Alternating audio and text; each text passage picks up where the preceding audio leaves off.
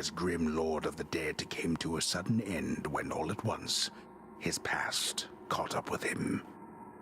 But gods do not go quietly, and history repeats.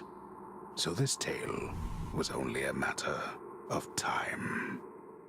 On May 6th, 2024, Hades 2 was released on Steam for early access. For anyone who may not know, Hades 2 is a roguelike action RPG where you play as Melinoe, daughter of Hades, as she fights her way to the depths of Tartarus. Each run takes you through a series of procedurally generated rooms. After defeating the enemies, you get some sort of reward. It could be a resource, a weapon upgrade, or a boon from the gods. While some aspects of the gameplay are constant, like how you're granted a boon at the beginning of every run, or how a shop is always a room option right before the boss fight in an area, there is still a randomness to each attempt, giving the game almost infinite replayability due to the sheer amount of combinations that you can achieve in a single run. Also, unlike most genres of games, roguelikes reward you for dying. There's not really a game over. Your successes and failures are incorporated into the game, both mechanically and narratively. If you're familiar with either Hades title, then you know that Supergiant's approach to the genre is really nothing short of masterful. Can you tell that I really like the games? I'm talking about them like I have a fine arts degree, and I'm not just some bitch yapping on the internet. And before we really get into it, I'd like to say a big thank you to today's sponsor, the Fated List of Minor Prophecies. Have you ever been concerned about what's going to happen in your life, but not in a tangible, meaningful way, in a minor way, like what you're going to eat for breakfast, or if a soda can is going to get stuck in a vending machine? Refer to the list of minor prophecies. Get yours with my code MEL20 in the description box down below. Conquering Tartarus has never been easier. This is a spoiler space. However, I have structured it such that I will be delivering the information in the order that I received it. I'll refer back to things, but I'm not going to jump ahead. So if you don't want to know something about a certain section of the game, don't watch it. I don't know, save this to your watch later and come back. I'll be here in digital stasis. Also, please be sure to like and subscribe. It really helps out the channel. And it's my birthday month. So if you want to throw me a bone, you can tip me on coffee or buy a super thanks. You might be wondering, what does early access mean? I'm not an expert, nor am I the developer, so this isn't to be taken as gospel, but essentially the game is in a playable state where a majority of the content is ready. It's just not finished. The initial game came out and then they did a small patch on May 16th, about 10 days after launch. I'm filming this in early June, and I don't think they've done any major updates or patches since May 16th. What I mainly noticed was incomplete artwork, mostly like character portraits, overworld models, but some characters who aren't finished yet are depicted with concept art, which I think is really great. Hades 2, in my opinion, is also a lot visually cleaner than the first game. Obviously, technology gets better, the team gets more skilled over time, etc., etc. The other thing is that the story doesn't go anywhere past a certain point, and they do make it clear before you even start playing that you might encounter certain roadblocks depending on where you're at in the game, where like it's not going to continue. Basically, I can't be too disappointed that I'm soft locked from making any more progress than where I'm at. This is a little bit of a spoiler. I've completed several runs in Hades 2 for posterity's sake, but the impact of completing runs right now on the story is minimal. I'm guessing they're saving that for the full launch, which makes sense. Supergiant has an official statement on Steam as to why they chose an early release model, so you can go check that out if you'd like to read it in full. They basically say that they value player feedback, both on the gameplay and the story, which they will take into account as they continue making the game. They also say that there is currently more content in Hades 2 than there is in the entirety of the first game, which I guess is true, depending on what you're playing the game for, because the story isn't done, and just comparing hours I spent playing the first game versus playing 2, it's a little hard to verify. I do think the finished game will be longer than the first one, because I made it to 70 hours in the first trying to grind out the epilogue, and I've done about 40 hours in Hades 2. In 30 hours, I felt like I was able to see what I needed to see, and I've spent the next 10 playing for the joy of playing, which is not something I normally do, so it is kind of a testament to how good the game is. I haven't finished everything, but I also want to save some stuff for when the game actually comes out so that I'm not super ahead, I guess. I'm a narrative girly. That's really what I come to the games for,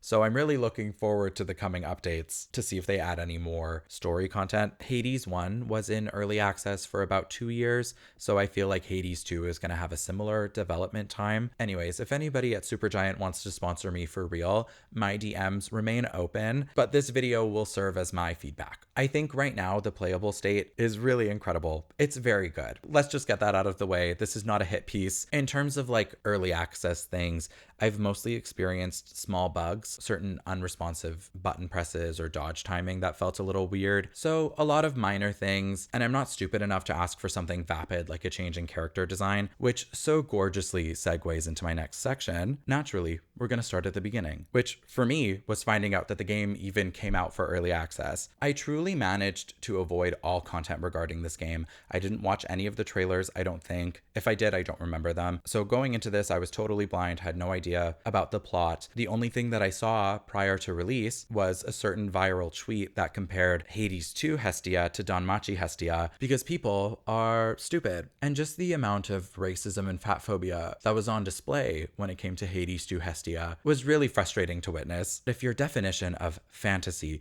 can contain someone like Melinoe having a skeletal magic ghost arm with which she can harness the elements at will, but if your imagination can't stretch far enough to include a fantastical depiction of a plus-sized person of color with fake vitiligo, confront that. I can't help but notice that the discourse is so focused and honed in on Hestia specifically. It's just wild that people can't conceptualize a person looking like this and be so incapable of holding back their disgust, quote unquote. Like, someone on Earth looks like this. Why are you offended when you're the person who's behaving in a way that's shameful? Again, if you're finding that your fantasies are aligning with the visions of certain world leaders who are generally agreed upon to not be the best, let's reevaluate, babes, please. For me, because I can absolutely hold space for someone saying that they think Hestia's design is too busy or they don't like the pattern, that's whatever. Also, when I saw the initial tweet, I was like, certainly there's going to be a discourse on why this character might be problematic in the depiction. My first impression of Hestia and Hephaestus was that Supergiant took the criticism from the first game that there are no hot fat people,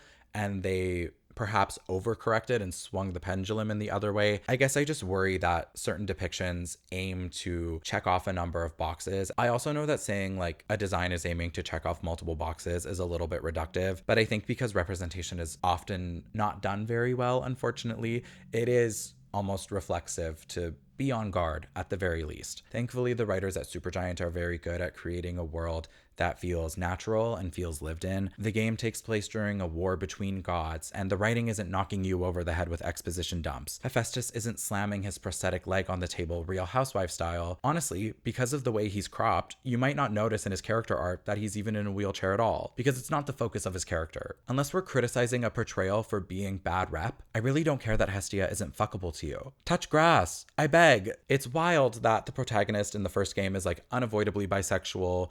There's a very clear gay storyline and the same ethos on including a range of skin tones, but online Reichs love to clutch their pearls whenever possible. Like, it's not news that these games are progressive. Like, did you just skip Achilles and Patroclus? Did you play the game? Do you watch the show Tamar? Anyways, I'm stepping off my soapbox now. It's just upsetting that I found out that this game was available through the racism of fans and non-fans alike. Onto the game itself. When you start a new game, Melinoe is shown entering the forest of Erebus, which is essentially the area of the underworld closest to the surface. She's dropped right into the action with her staff. She immediately receives a boon from Apollo, who is one of the new gods introduced in this game. I think he's always going to be the first god you meet upon starting a new game. His boons are all light-based, which obviously he's the god of the sun. His abilities mostly have to do with extending attack range or increasing damage, and he can afflict the status condition Daze, which can cause enemies to not do damage, probably because they're blinded by the light. The encounters in this forest are relatively easy IMO, especially if you've played the first game. The gameplay is very similar. Besides Melinoe having access to a new suite of weapons, the game plays the same way. Mel also has a dash, a weapon attack, a weapon special. Mel is a witch, so instead of shooting a crystal like her brother Zagreus, she casts a large ward on the ground that briefly holds enemies in place. She can also power up each ability with a newly introduced magic meter.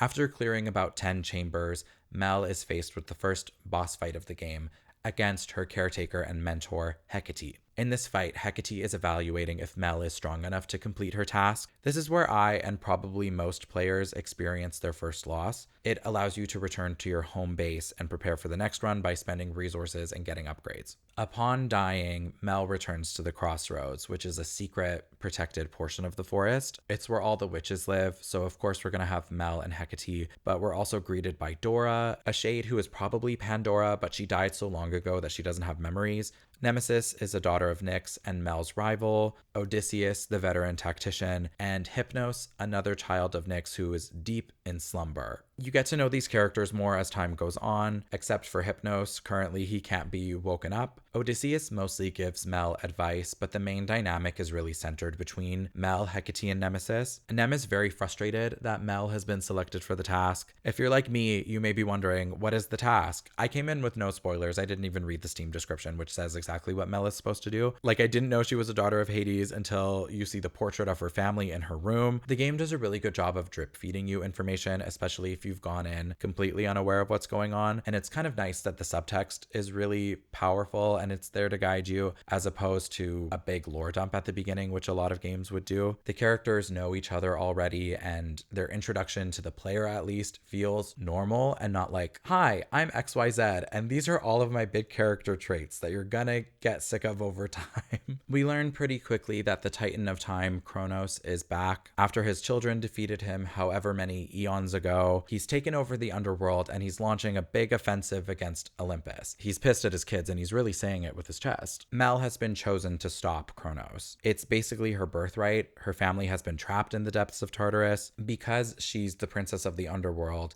even if he tries to lock her out, she has a divine right to be down there. So it's assumed that if there's an obstacle, Mel will be able to circumnavigate that. Nemesis really doesn't like that Mel was chosen for the task. She wishes it was her, but she's gonna try anyways. And you do have a certain chance of running into Nemesis in certain rooms. Nyx, Nemesis's mother, is also trapped in the underworld. So there are times when Mel tries to relate to Nem because their positions are so similar, but Nem retorts with literally the Naruto Sasuke argument in that Mel didn't lose her parents because she didn't know them. Hecate brought Mel to the Crossroads as a baby, whereas Nem knew her mom. But with that being said, I really want them to make out.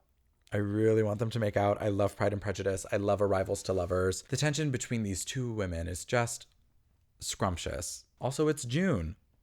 Let them kiss. The Crossroads offer several features, mainly the Cauldron and the Training Grounds. The Cauldron allows Mel to burn resources for new features and upgrades. Some you can technically ignore, but they certainly make your life easier, and others are required to progress the game. The Training Grounds, exactly what they sound like. You can also upgrade Mel's magic, upgrade her weapons. You'll notice before you start your next run that there's a second set of stairs that goes up, which is a very fun hook for later. For now, though, Mel is set to travel down. I've mentioned most of the encounter types. There are resource rooms, god rooms, upgrade rooms, shop rooms, but there are also character rooms in each area. In Erebus, Mel runs into Arachne. I feel like we all probably know her, the little spider weaver. Arachne weaves special dresses for Mel that will grant an ability, but also introduce the new mechanic of armor, which is basically a second layer of HP. And also you get to change Mel's dress color, which is kind of nice. I'll rattle off the other early game gods before moving on because they can appear in any order and the gods are more so personalities than characters.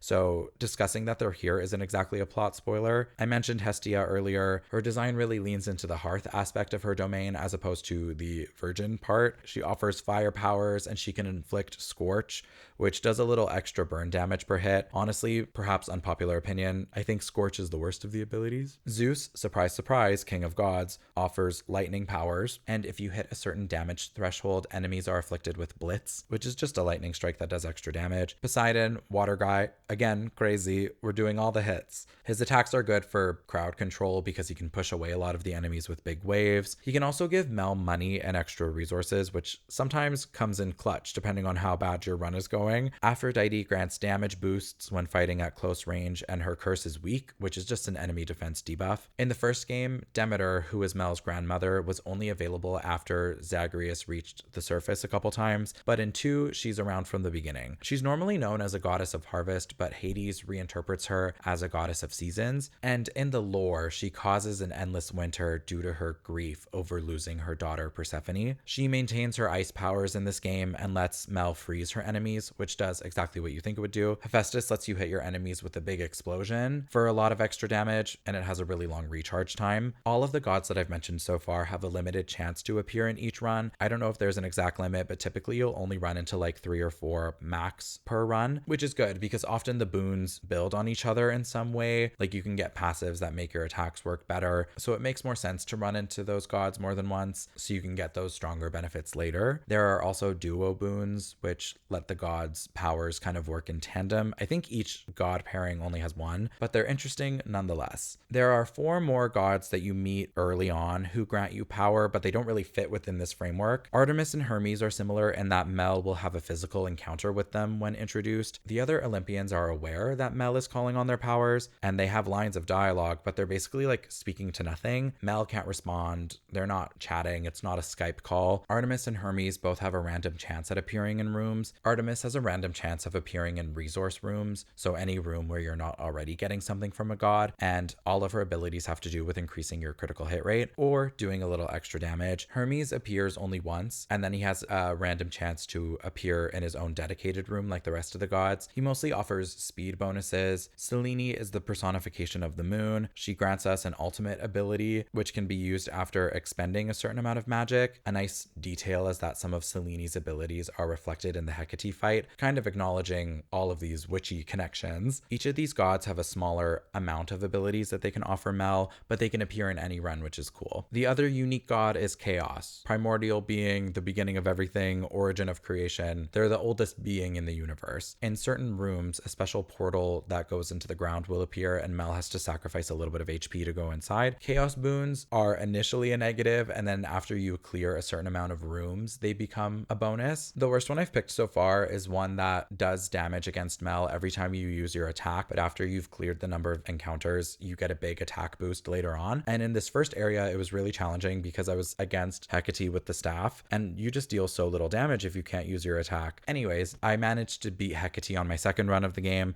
so we will move on. After clearing Erebus, Mel arrives in Oceanus, which in Greek mythology is the sea around the world and exists on the threshold between life and death. The normal way down to Tartarus is blocked off, which is why Mel has to kind of sneak in the back way. Upon arriving in Oceanus for the first time, before even making it to the first proper encounter, Mel meets Eris, Strife incarnate and Nemesis' sister. Eris will always give us her blessing when she's introduced, which causes Mel to take an extra 20% damage per encounter. So this is brutal. I think this is to force the player to return to the Crossroads almost immediately in case you do defeat Hecate in the first fight. I'm really looking forward to someone beating the game on a first run with no upgrades or anything, because if you meet Eris on a first run, you basically can't get hit. I'm sure someone will do it. I saw someone hack the game, and right now nothing changes if you beat the game on a first run new save file. Like, you get all the same dialogue that you would get during a regular run on your 10th, 20th, 30th, whatever. After failing some more runs, a few things are going to happen. In between Erebus and Oceanus, we are greeted by a shadowy old man who is literally identical to Father from Codename Kids Next Door. He's very sinister. And if you're not an idiot, you'll put together immediately that this is Kronos. Again, I had no spoilers, and I was like truly no thoughts had empty. I wasn't assuming anything. I was like, this guy's being weird. In dying, Mel can also encounter Moros, another child of Nyx. There's a lot of them in general, but especially in these games. But Moros works closely with his sisters, the Fates, kind of as their assistant. He's Doom incarnate, so a lot of his job as a deity is like seeing people as they die or making sure that they die, usually in a painful way. After meeting him initially, Mel has to cast a spell at the cauldron in order to meet him again and then get him to the Crossroads. I think he will be incorporated as a romance option, but right now the social storylines don't include any romance. They kind of just hint to it. The first game had 3 romance options. They didn't necessarily interact with each other. You can do them all in one playthrough. You didn't have to monogamously pick one. I think Hades 2 is going to have way more romance options just because the cast is so much bigger. The character room encounter in Oceanus is with Narcissus, the origin of everybody's favorite online buzzword for when they don't have the language to articulate why someone is actually bad. Narcissus will likely be the first character players encounter who is only depicted with placeholder art. Because his portrait and model are both the hooded figure, I thought it was on purpose. Like, I thought this look was intentional. Like, maybe he's so determined to keep his beauty to himself that even the player isn't allowed to bask in his splendor. Narcissus resides in a peaceful room staring at his own reflection in the water, and he gives Mel stuff that he's received from his suitors that he doesn't want anymore. We move on to perhaps my favorite boss of the game, Scylla and the Sirens. They've been reinterpreted as a girl band, which is so fun. I think there's supposed to be a certain irony in Scylla not actually being a siren in myth. These boss fights are very, very fun. Mel basically crashes their concert and ruins it. They play, I think, 3 different songs, and in universe, they finish writing one of them after meeting us, and it's called I Am Gonna Claw, parentheses, out your eyes, then drown you to death, close parentheses, which is a banger. It's a really good song. There's also a great use of dynamic sound here because Skill is the singer, she has a drummer and a guitarist. Depending on who you defeat first, that part of the track goes away, but I just find that it's a really nice detail. With Oceanus cleared, Mel has made it to the Fields of Mourning, and she's finally in the underworld at least. The fields function differently from the previous 2 locations. The rooms were pretty clear cut in the first 2 areas, but the fields offer larger spaces with 2 to 3 benefits per room instead of just 1. It's basically your last chance to power up Mel because the last area limits your opportunity to do so a little bit more. For the character room, we meet Echo, a mountain nymph who resides in the fields because this is where the brokenhearted wind up. If you're wondering who broke her heart and guessed Narcissus, congratulations, you're so smart. Echo is written in a fascinating way because her lines of dialogue are literally just repeating what Mel is saying to her. I think they've done a cool job of carefully picking Mel's dialogue to make sure that Echo is still able to meaningfully contribute to conversations because she's repeating the same words, but she can still emote, so she may change the intonation to however she's feeling. By this point in the game, you'll also have seen a couple flashbacks, specifically one from right before Kronos takes over the underworld. These occur while Mel is dreaming. The player takes control of Hades briefly, and we're shown the moment of Kronos returning and capturing the royal family down there, making this the moment Hecate escaped with Melinoe. This interaction is crazy. Like, it's really awkward to see Hades uncomfortably confront his father after a whole game where his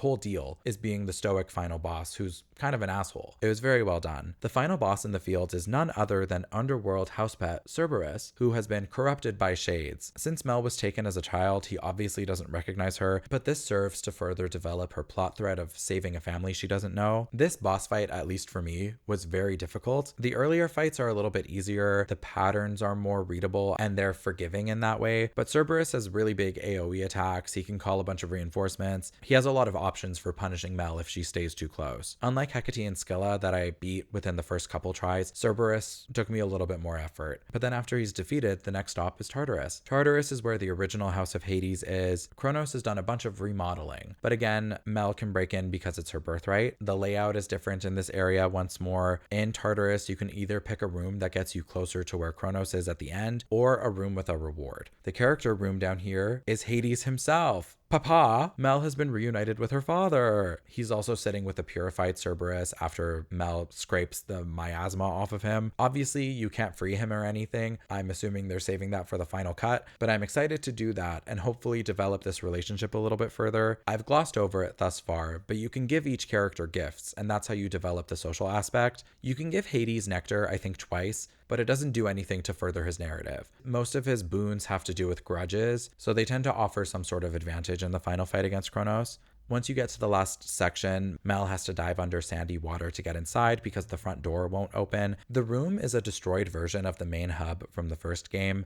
I guess Kronos is just enjoying sitting in rubble. It doesn't feel like it's his vibe. I feel like they could update the design of the room at least to make it less trashed. He is a king. Like, maybe we could add a plant, a bookshelf, something to make it feel lived in. Also, wipe away all the dust. There's sand everywhere. The last fight is hard. He does a lot of damage, and it's pretty unforgiving if you're being dumb or you're rushing. I don't think I've done a single clear of this fight where I didn't need a single Death Defiance, which is this game's version of a revive. So if your health drops to 0, you get brought back up to half. Kronos has similar difficulties to the Cerberus fight, big AoE, he can summon reinforcements, and you have to clear so much in order to get there that it's harder to learn their patterns and the rhythm. In my first clear against him, I got so excited I yelped and I threw down the controller, which was unfortunate because I forgot that the final boss fight in the first game was in 2 phases, and it's the same here.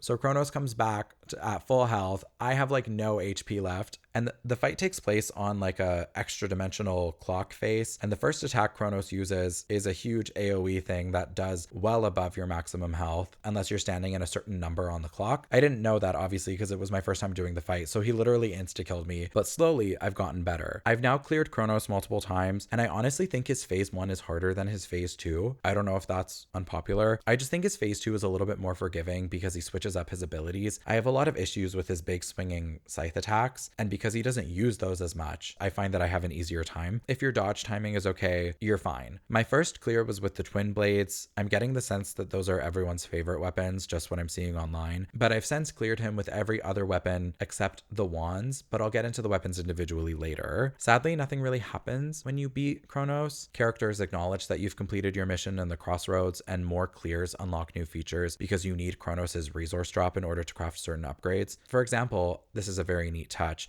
but during the final fight, you can't pause because Kronos is a time god and acknowledges you doing that, but you can cast a spell at the cauldron to let you actually pause, and he acknowledges if you cast the spell. In order to do this, you need the resource called Zodiac Sand. It's a little unfortunate that beating the boss doesn't really give you anything. Like, even a teaser for a future story moment would have been delicious, but you just get a thanks for playing message, which is still nice. But if there was just a little hook keeping me engaged, that would have really slayed. Like, you're welcome. Thank you so much for having me. I'm glad I played. Great game. But I just want a little morsel of what's going on with Zagreus and Persephone. For sure they're in the underworld. Are they still frozen? Are they somewhere else? Like Hades is in shackles? What's going on? After the fight, you just exit to a room on the right, and then you're sent back to the Crossroads. No indication of what's going to happen next. I skipped over this too, but Kronos has also captured the 3 fates, which is part of why Moros is at the camp with us. It's Mel's destiny to complete the list of minor prophecies, and one of those prophecies is save the fates. We can't do that in this current build of the game. There's also a cauldron recipe to defeat Kronos, which uses the sand and another material called entropy. There's no way to get entropy, so obviously we can't do that either. Beating the game up to here allows you to do challenge runs. In the original, this was through a menu called the Pact of Punishment. In 2, they're called the Testament of Night. Basically, the player can choose certain ways to make the game harder by increasing fear. Doing runs with these extra challenges get you resources called Nightmare. Right now, I've completed the first 2 levels, which means you have to clear the surface and the underworld at 8 fear, then 16, and then the final one right now is at 32 fear,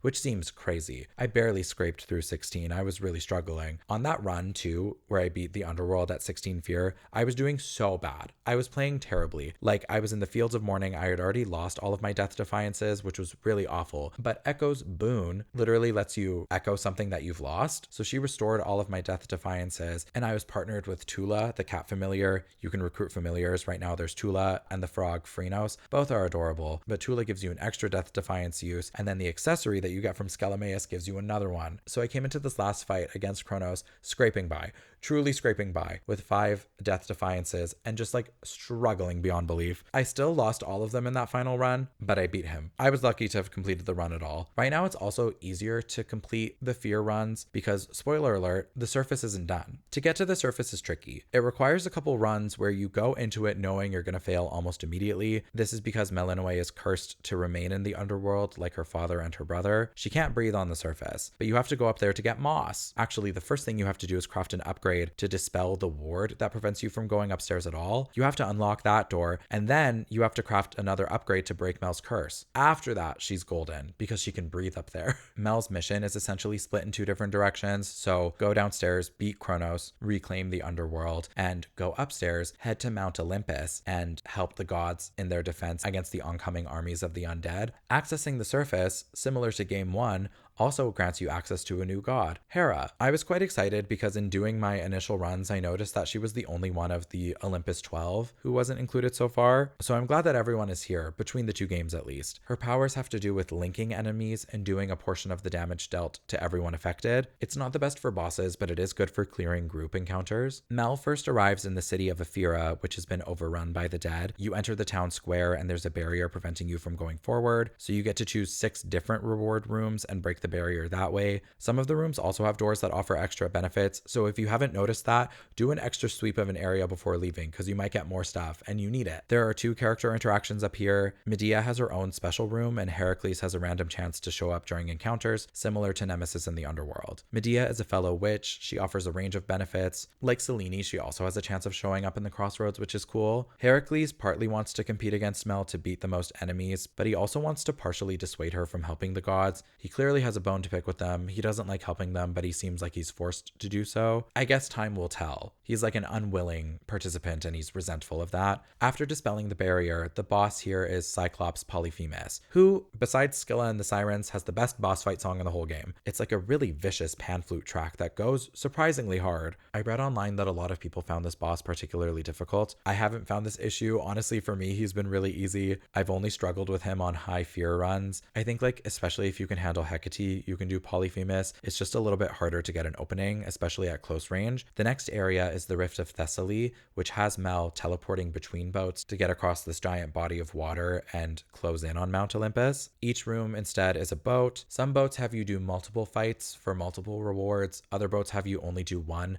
I don't know if there's a way to discern which is which, or if the pattern is the same every time. It didn't feel the same, so I'm not sure if there's a way of knowing or if you just have to roll with the punches. Again, there are 2 character interactions. Just like in Ephyra, it's a room encounter and a combat encounter. The room encounter is with Circe on her little island. Very fun for all the Madeline Miller readers out there. Similar to Medea, she's a witch. She grants a range of boons. Hecate seems to not like Circe.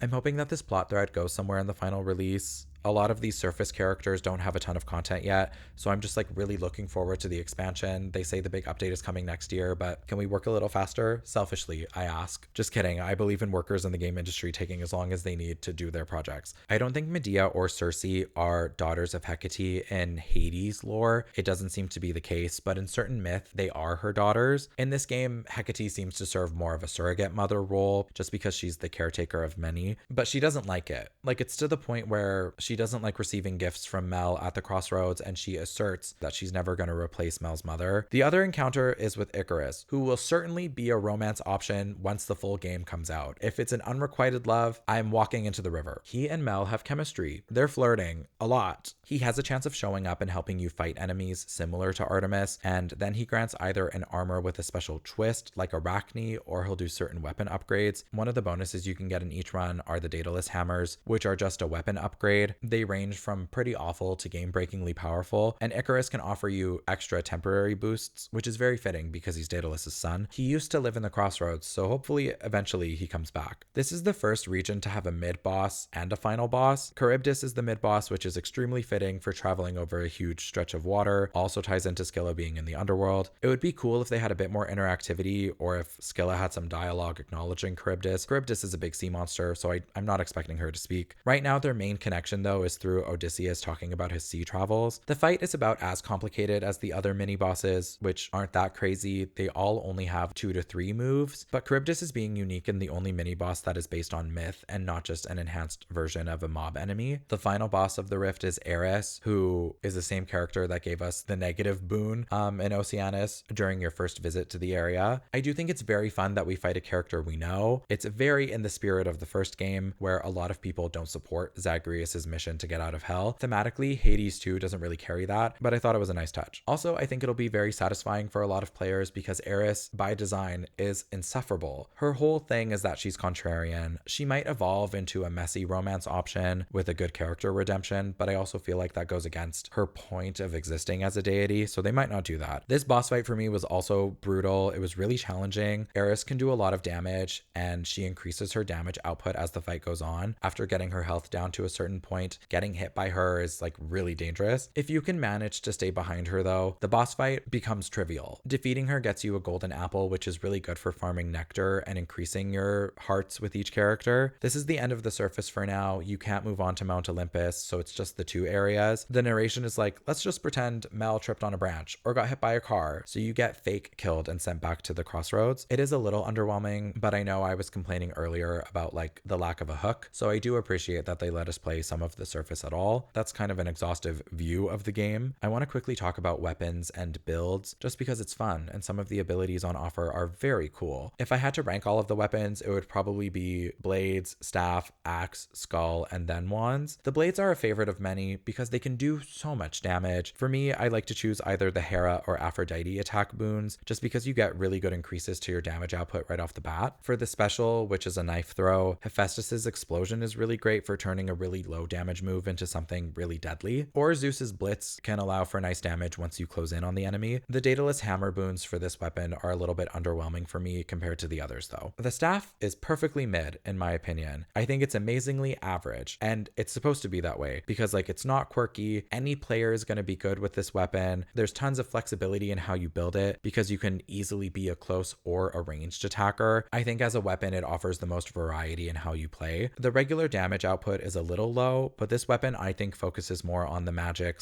/ omega side for decent payoff because it's mid-ranged and pretty fast. Boons that let you throw your cast instead of summoning it right underneath you are also worth exploring. I would also do that for like low damage builds or builds that you're not totally comfortable with, just because it can give you another option to get a lot of damage off if you're struggling at learning the weapon. Also good for doing damage on enemies that are harder to close in on, like bosses with big ground AoE attacks. I'm thinking Cerberus, I'm thinking Polyphemus. Any boon that lets you restore magic is also super useful. That goes for any weapon, but the staff and the wands, it's the most important for, I think. The giant axe does what a giant axe is going to do. It's really big, it's really slow, it does a lot of damage. Speed is everything in these games, so this weapon is inherently a little bit harder to play around with. There's just a way bigger window for Mel to get punished and take damage. It's unique in that it offers a block for the special instead of an attack, but that's kind of it. I do think Demeter's freezing shines more here to slow down enemies. Also, Apollo's attack boon that extends range is really good, just because it lets you be further away from enemies and get punished a little bit less. The skulls are like the tricky weapon. It's basically a grenade launcher. The skulls bounce around and explode on impact, and the special is a dash attack, which is kind of nice. The dash is also really useful for scooping up your ammo because it doesn't automatically come back to you, which is why it's challenging. You only have 3 skulls and they have a really long cooldown to come back to you, especially in areas where you can't walk. I found it kind of annoying in places like Oceanus where not everything in the area is traversable, so some of your skulls might get stuck on the water. They can just be a little annoying and the pace is slow. However, they do a lot of damage. So I think that's the drawback for balance, is that the ammo's low and you might lose some of it if you're not paying close attention. On my second try with using the weapon, I did manage to beat Kronos. So I do think that speaks to how busted they are, just because being able to do so much damage at range is like, what are the enemies going to do to you? You know, you can stay so far away. The Daedalus hammer upgrades are also really useful for this weapon because you can increase ammo. The wands right now, in my opinion, are the worst weapon in the game. I think like these are the only ones that should be tweaked on the back end to actually be a little bit more useful. Both attacks shoot out spirit fireballs. The regular attack is forward and the special goes in a circle. The base damage of the weapon is just like really low. And to actually get use out of it, you need a lot of magic, because as you shoot out more of these fireballs, your omega attack charges. You basically are just holding down square, and then you get a more powerful version, but it uses magic every time. So it's really easy to deplete your magic gauge. The hammers and any AoE boons I find are really necessary to make this weapon good. It can take it from really bad to room clearing. I was only successful with this weapon using a hammer upgrade that replaced the regular omega attack with one that does, I think, like 800 damage per hit. I think that's wrong. I think maybe it was 300. So instead of using magic a bunch of times to get a slightly better regular attack, it just like condensed that into one and used more magic, I think. And that was crazy. But for me, success with this weapon relied so much more on random chance from getting good upgrades that work for the weapon as opposed to skill. I think I'm good at the game. If I was able to beat Kronos with the other 4 weapons, I'm going to blame the weapon in this instance. And I've seen a lot of other people complaining as well, just because they're, again, like very low damage output and not necessarily intuitive on how to fix it. Hera's boons work a lot better with this weapon, just because the little ghost fireballs can hit multiple enemies. So you're going to get Hitch, which is her like linked damage effect, on so many more enemies in a room. You can use it in tandem with Zeus's Blitz for a little bit of extra spice too. Hera's Born Gain, if you can get it for this weapon, is going to be really important. The boon basically just lets you continually refill your magic if you get too low. So far, I'm really enjoying the cast overall. The tone of the game is definitely different from 1. Zagreus' story is all about defiance and escaping the underworld to find his mom on the surface. Like, he had an earnest, relatable goal, but with a rebellious edge. Melinoe's story is more classically Greek. She's the chosen one, bound to her duty, sworn to fulfill her task. Zagreus' motivation and stakes were very personal. The game focuses a lot on exploring the intricacies of the family dynamic of gods, but they do it in a way that is very modernly human. There isn't any sort of deadline pushing the plot along, which is totally opposite to Hades 2, where the stakes are truly the end of the world. Mel still has that personal goal to meet and rescue her family, so it maintains that through line from the first game, but she faces a greater pressure to meet the expectation of others. She's more responsible. She still has a certain bite. She's definitely not a pushover. I'm very excited for her to meet her family. I think that dynamic will be very fun. I also can't wait to see the resolution for all of the Nyx children. I think Nemesis and Eris will have some more direct interactions with their mom. Moros and Hypnos, I think, will be more closely tied to the Fates. I have a sneaking suspicion that Hypnos being asleep has to do with where the Fates are trapped, because right now we don't know. And that's kind of like the open secret elephant in the room of like what's going to happen when Hypnos wakes up. I think they're in like a dream realm, and once we wake him up, the fates will be free. Who can ever be sure? Hecate also has some stuff to answer for with Medea and Circe.